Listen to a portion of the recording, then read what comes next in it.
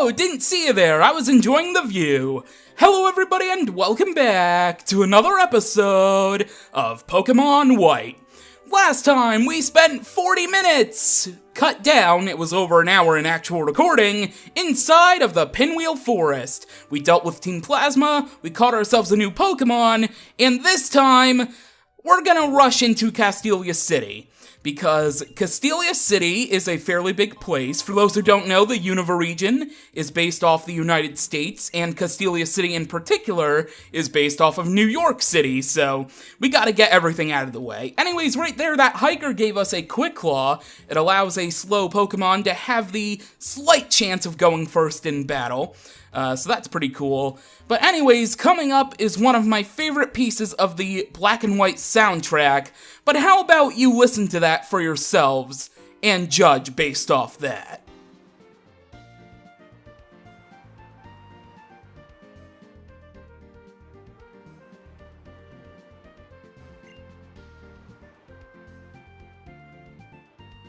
This right here is the Sky Arrow Bridge, and it marked the beginning of Game Freak testing out unique camera angles in the Pokemon series. And what a way to begin. Look at this. Look at the way the camera moves. Also, that ship is a little bit important. We'll get to that a little bit later. But, oh my god, when I first played through Black and White, the amazing work. Look at this! Look at that right there! The amazing camera angles that I saw on the Sky Arrow Bridge were just phenomenal.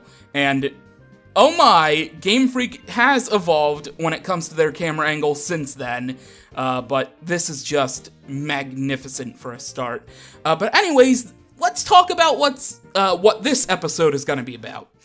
Because this episode in particular is going to be kind of segmented. Like I mentioned before, Castelia City is fairly huge. Also, yes, I'll stop staring at your legs, don't mind me. But yeah, Castelia City is pretty huge. By the way, I think we can read this sign and it says, yeah, Castelia City is a city of grandeur. And, oh yes, it is very huge. So we're gonna segment the more important things in Castelia City, starting out with this right here.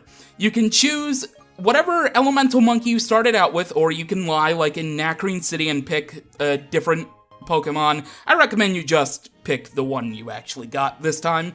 But you can get the evolutionary stone corresponding to the elemental monkey. So, for instance, since I received Pansage for free at the Dream Yard, I picked up the Leaf Stone for talking to the scientist. And he is at the pier nearest to the entrance to Castelia City. But with that, how about we move on to the next big location? Alright, so, here on Castelia Street, there are a couple things of importance that you might want to take care of. First off, is the Game Freak building, and right here on the ground floor is an interesting story, and this is an event that we'll tackle later, but right here, if you speak to this boy, he will, this man or woman, I don't know, he'll tell a tall tale to a little boy about a Pokemon called Zorua, and you get to register it into your Pokedex. So there you go. Like I said, there's an event for Zorua that we will tackle a little bit later on, but for now, let's actually go up to the 22nd floor of the Game Freak building. And right here is the actual Game Freak office. Now, the Game Freak team isn't really seen too much in the Pokemon universe. I believe they're seen in Heart Gold and Soul Silver, Pokemon Black and White 2, and Sun and Moon. I think that's it. I might be wrong about that. But right here is Game Freak Morimoto. You can battle him in Black and White. But first you gotta do some other stuff. But anyways, this is the rest of the team for the Game Freak building. Otherwise, the only other thing that you might want to see on Castelia Street is the building on the opposite side of the street to the Game Freak building, and go up on the other floor and you can grab the TM for rest in that building. Other than that, I don't think there's anything else for you that you might be interested in.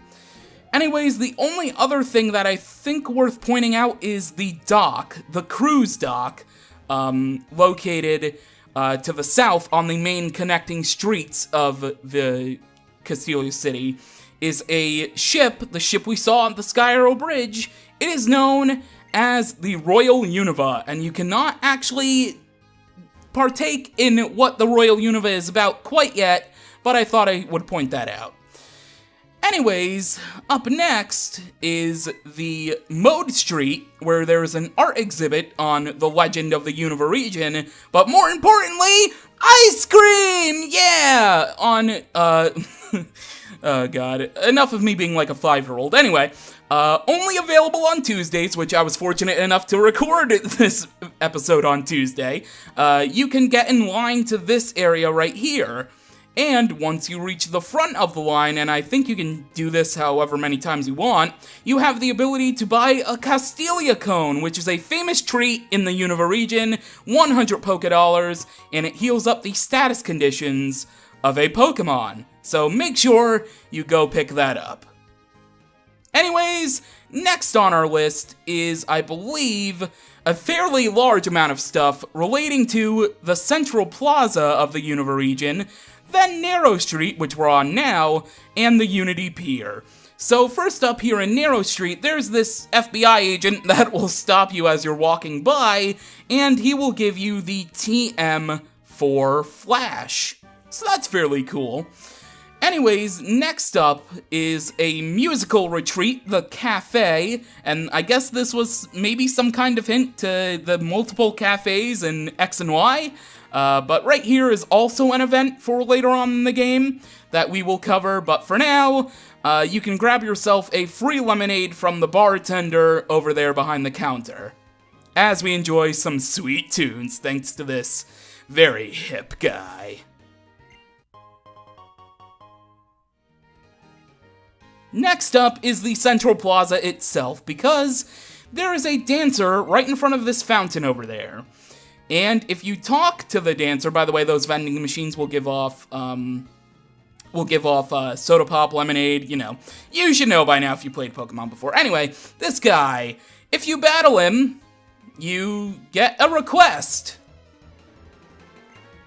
But before that, while I was doing this off-screen, well, Venipede learned a new move, grew to level 22, learned Bug Bite. It's a really powerful Bug-type move, especially for early on. Not only that, but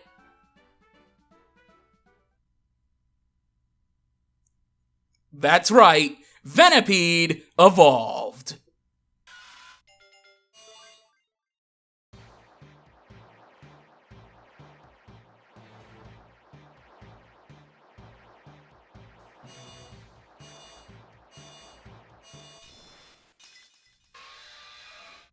Venipede became a Whirlipede, and it tried learning the move Iron Defense, but I wasn't really interested in teaching it. So, there you go, thought I should let you know about that. Anyways, once you actually defeat the first dancer here, he will give you a request. He wants you to help assemble a dance team for him, a dance group, if you will. And you might have seen one of those dancers that we want to recruit, and that dancer is right down here in Narrow Street. So before you actually ask these other dancers to join the dance team, you actually need to partake in Pokemon battles against them.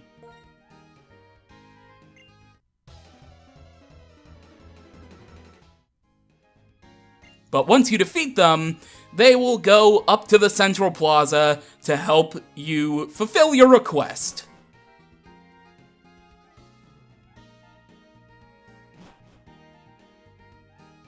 The final dancer is right below in the Unity Pier, and once you talk to him and battle him, oh my god, if I can stop slurring words, then he also will accept and join the dance team. And now, once you head back to the Central Plaza and you talk to the collective dance group, you will receive the Amulet Coin, which will help increase any Pokédollars you earn after a battle. Next up is gonna be something that we're gonna be taking care of now because we actually have the ability to. Remember when I said that we wouldn't be catching our next team member for a little while longer? I kinda forgot about this, and we're gonna be catching our next team member right now. Although I should mention that there is one more street ahead of us between the Central Plaza and where we're going, which is Route 4, and that is, you can get the TM for a tract and an item called the Eviolite here along this route. And now that we've taken care of that, let us head up north to Route 4, because this is where our next team member is going to be located. Now, Route 4, we are going to be going in bigger detail of Route 4 a little bit later on. Right now, I'm just more focused on getting my next team member. And of course, Pokemon only appear in Dark Sand, and of course I would run into a Pokemon immediately as soon as I step in. Darumaka! Hello, Darumaka. I used you in my original Let's Play of Pokemon Black. You're a fairly good fire type. If I didn't start out with Tepig, I might have picked you up on the team. I do recommend you use Darumaka though. Its evolution Darmanitan hits very hard, one of the best fire types in the Unova region, so if you didn't start out with Tepig, then definitely pick it up. Anyways, let's look for our next team member. This might take a little while though. Oh, never mind, we got an encounter right now. Is it going to be? No, it is not. Okay, Scraggy, I also used you in my original Let's Play of Pokemon Black. But, oh, wait a minute. Before we run from this Scraggy, look at its animation. Look at it. Just watch. It lifts up its pants. It's so adorable. Anyways, enough of me losing all my man points. How about I see you when I encounter our next team member?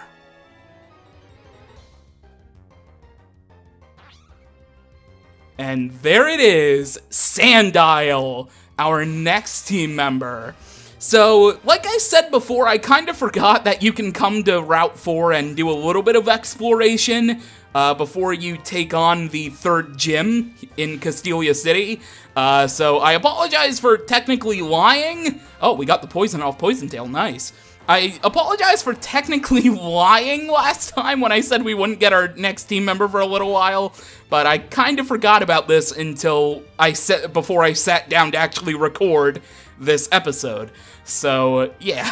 Anyway, I don't really want to touch this thing anymore, so I wish I had different Pokeballs. I would love to catch all of my Pokemon in different Pokeballs 1. Oh, never mind. I would love to catch all my Pokemon this time in different Pokeballs, but I don't have any other ones that are actually, well, I did get rid of Great Balls that I had, but you see Sandile. Sandile is brown and black. It doesn't match a Great Ball at all. Well, technically, Venipede or Whirlipede exactly don't match up with a Premier Ball. Anyway, I'm just gonna toss a Pokeball. I wish I had different ones.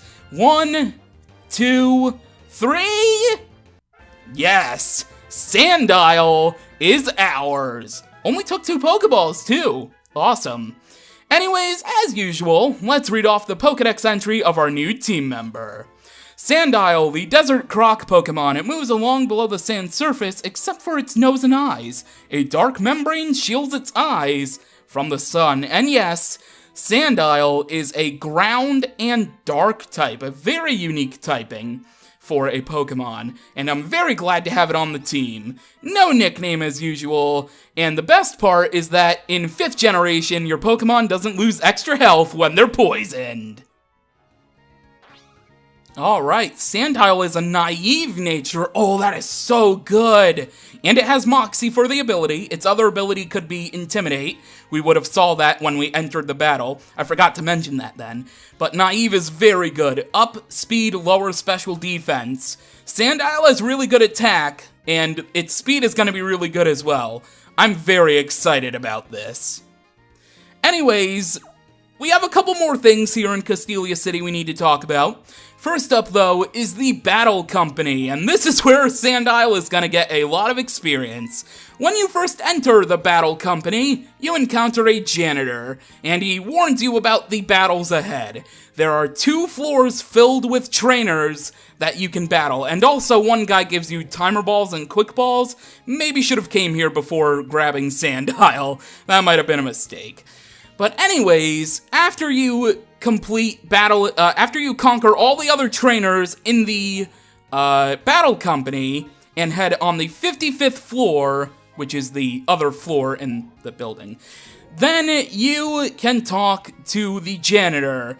But as it turns out, the janitor isn't exactly quite who he says. He's actually the strongest person in the building, the chairman of the Battle Company. Yeah, quite surprising, but once you defeat the chairman of the Battle Company, who has a Trubbish and a Minccino, then you will receive a very awesome item. And that item is known as the Experience Share. If a Pokemon is not in battle, but is holding an Experience Share, it will gain a little bit of experience from the battle, and it wasn't even involved! So cool. And this was the last generation that had the Experience Share for what you're probably used to being, where it's only given to one Pokemon instead of giving experience to all. Anyways, that is pretty much everything in the, I was about to say in the Unova region. Well, that's it for this Let's Play, everybody. Thank you for, no, I'm just kidding.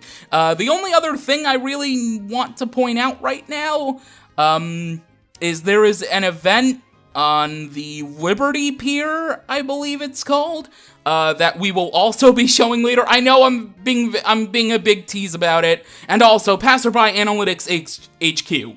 Do not go in there, because you will waste about 12 minutes of your life, maybe more. So, don't go in there. But yes, in fact, I can show you, well, I can give you a little bit of a teaser of the event that we can do. It involves this cruise guy, it involves this captain over here in this boat. You need a certain item in order to go to a different island, but like I said, I will be tackling that later. But yeah, I think that is everything. Well, we aren't exploring the street that has the Pokemon Gym yet, but there is a reason for that. So yeah, that is everything in the Unova region. And by the way, damn it, I said the Unova region again. That is everything in Castelia City. Other than that, this was a pain to record. It took an hour's worth of footage. But with that being said, thank you for watching. And next time, we will take on the Castelia Gym. So, see you then.